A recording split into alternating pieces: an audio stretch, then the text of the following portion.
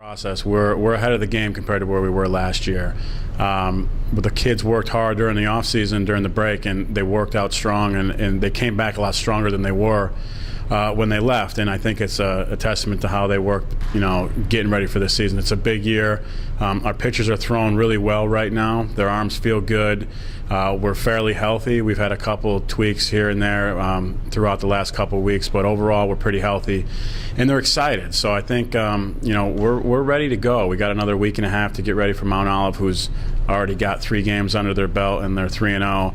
So it's going to be a challenge, but I think we're up to it. I think our pitching staff is going to be pretty strong. I think it's going to be one of our strengths throughout the year. It is going to be tough to replace somebody like Jeff Tardif, who gave us a lot of innings, a lot of quality innings the last 4 years. He was a kind of a guy that you can count on to go after the first win of the weekend.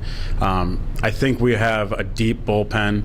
We got a lot of guys in there, and we have a strong starting staff with some guys returning, and we're going to be adding some guys into that starting rotation. Michael Anarumo will probably be at the top end. Drafted a couple years ago, but at the time he was pretty raw, and I think he's developed in the last couple years into what we hope to be a frontline starter for us. We have Derek Zielinski coming back, who's 2 years now off of surgery, who looks really strong so far in the fall and in the cages.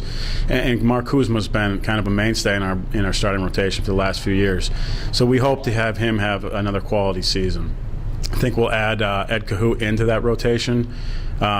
He was kind of the rubber band man last year, had to go back and forth between the bullpen and the starting staff, but I think he's going to develop into a pretty good starter for us. We returned most of our guys. We lost one position player from last year in Don Schaff, who ended up having a pretty good season for us, so to replace him in right field, it's going to be a challenge for us, but like you said, with all the guys coming back, Botsford has had 3 great years so far at the Division I level, and I don't see why he can't just step up and be one of the best players in the country, Division II.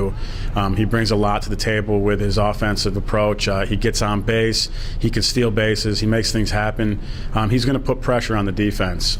Matt Mara had a down year offensively last year, but the 2 years previously he was a 300 hitter.